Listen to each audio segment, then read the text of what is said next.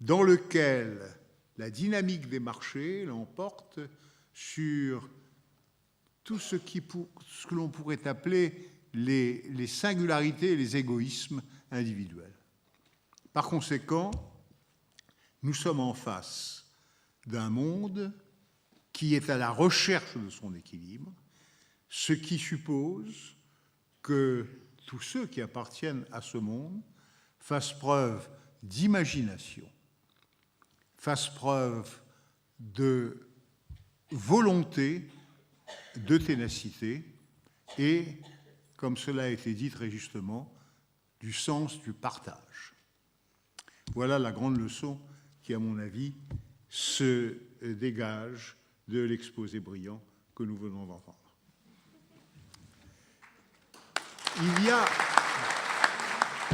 Il y a un intermède musical. Ah ben vous faites tout, c'est parfait.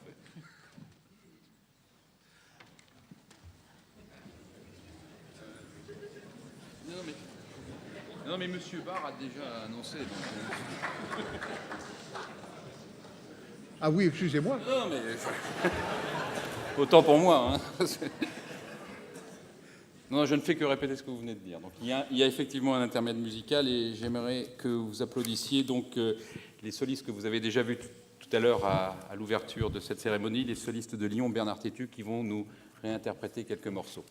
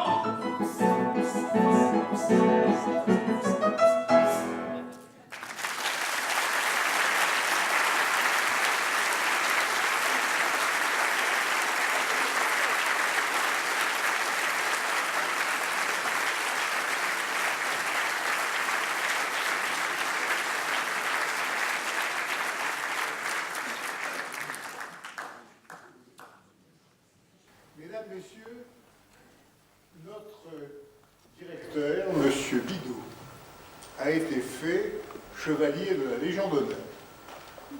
C'est un honneur qui reconnaît l'action qu'il a menée, le dévouement qu'il a eu, à la fois comme universitaire et comme président, comme directeur général des entretiens Jacques Cartier. Et je voudrais lui exprimer mes félicitations.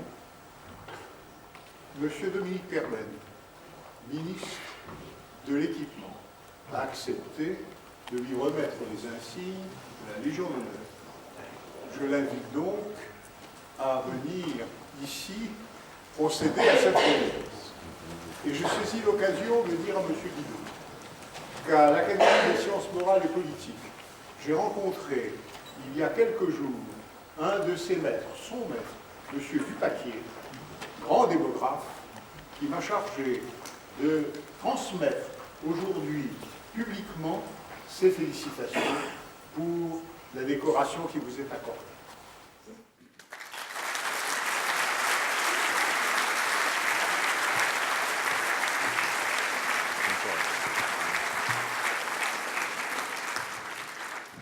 Monsieur le Premier ministre, messieurs les présidents d'université, monsieur le maire, monsieur le préfet, monsieur l'ambassadeur, mesdames, messieurs, cher Alain, c'est pour moi un vrai plaisir et une joie de me retrouver en cette fin d'après-midi au milieu de tous tes proches, de tes amis, de toutes ces personnalités et au moment où s'ouvrent les 19e entretiens Jacques Cartier. Je sais en effet la place que ces entretiens ont pris dans ta vie, dans tes préoccupations.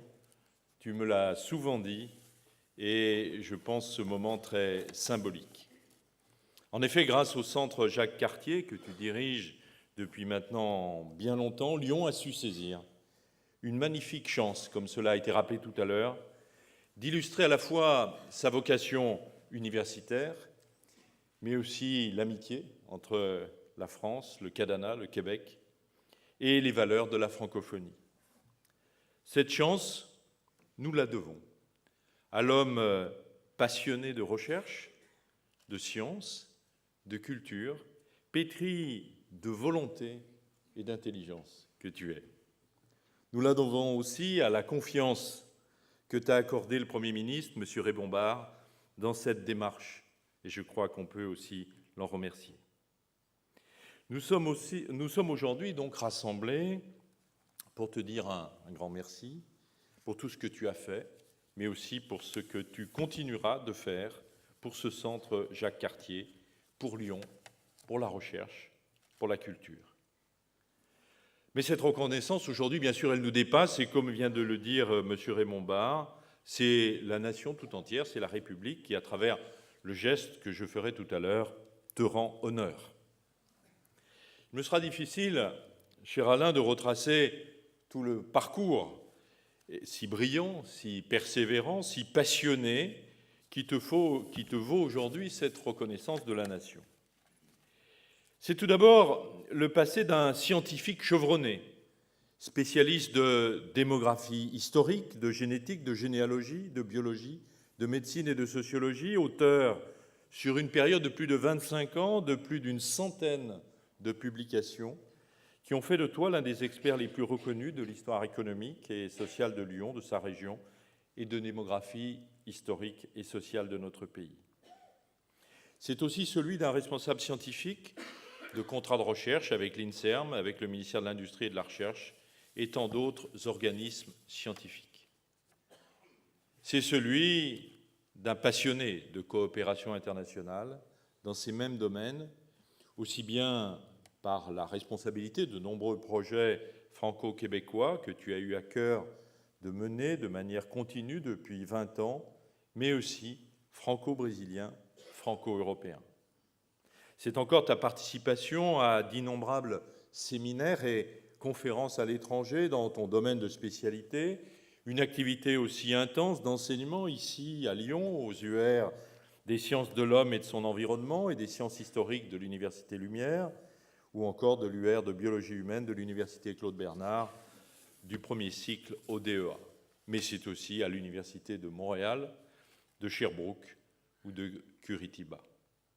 C'est un enchaînement de responsabilités que tu as toutes assumées depuis 1972 avec compétence et dévouement. Je veux parler de l'assistant de recherche à l'École des hautes études en sciences sociales de Paris à tes débuts, au chargé de cours à Lyon 2, Lyon 1, à l'École nationale des travaux publics de Vaux-en-Velin, de consultant au laboratoire d'épidémiologie du CNRS, au chargé de recherche au CNRS de Lyon, je pense aussi au conseiller technique auprès du ministre de l'Enseignement supérieur et de la Recherche, François Fillon, nous en parlions il n'y a pas bien longtemps, à la mission de coordonnateur scientifique du programme pluriannuel en sciences humaines Rhône-Alpes.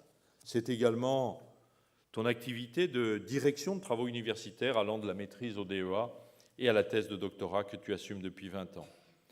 C'est enfin un engagement auprès des sociétés savantes dont tu es membre en France et aussi à l'étranger, et dont la liste est impressionnante, je ne la réciterai pas.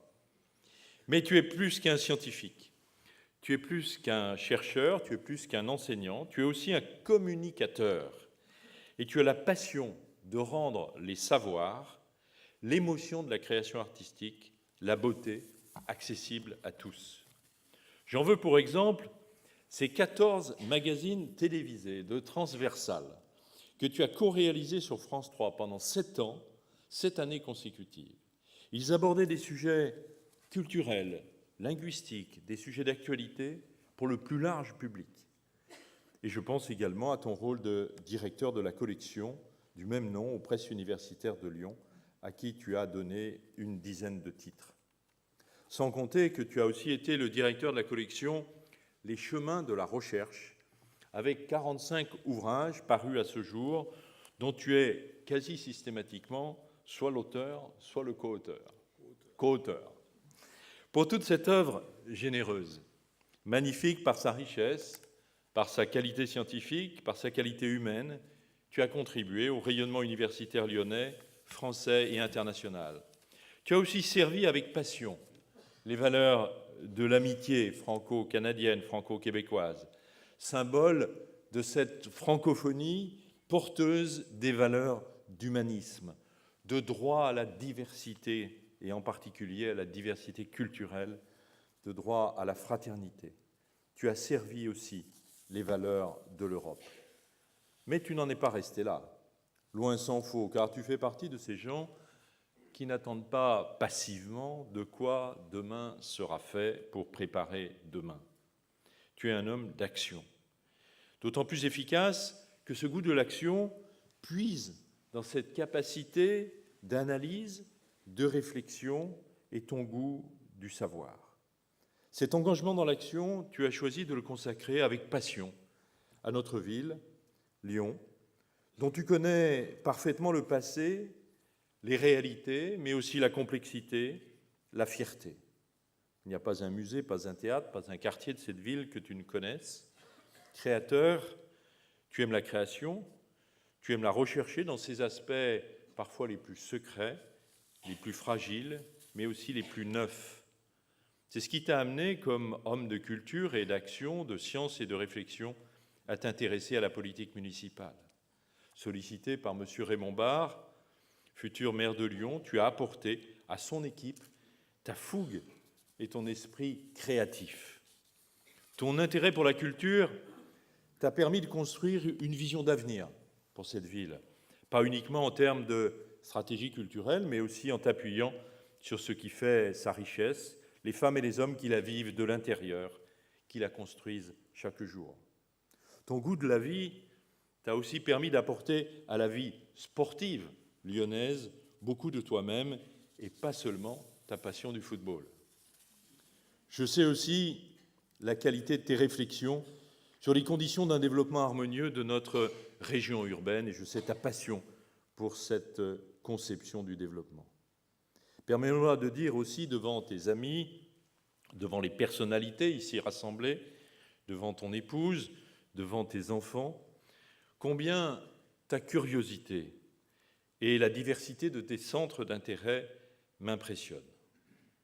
Je dois avouer être aussi impressionné par ton goût pour la gastronomie et ta passion des grands crus. Tu es, en somme, un véritable homme de culture.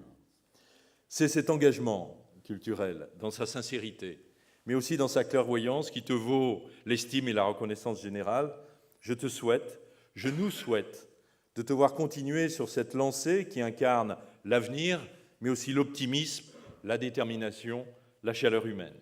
Pour toutes ces qualités intellectuelles et surtout humaines, au service de la recherche, de l'université, de l'enseignement, de la culture, pour cette passion de Lyon, pour cette passion pour les valeurs dans lesquelles tu as toujours placé ton action, celle de l'humanisme, celle de l'intérêt pour les autres, tu as, cher Alain, mérité la reconnaissance de la nation.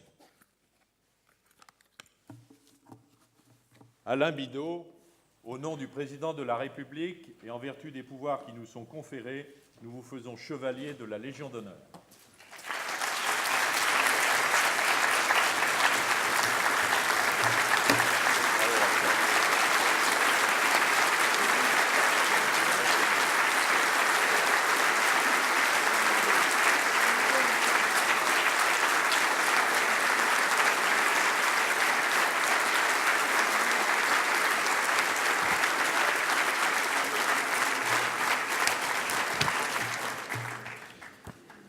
Bon, malheureusement, ce n'est pas moi qui vais raccourcir cette cérémonie, parce que j'ai un certain nombre de choses à dire, et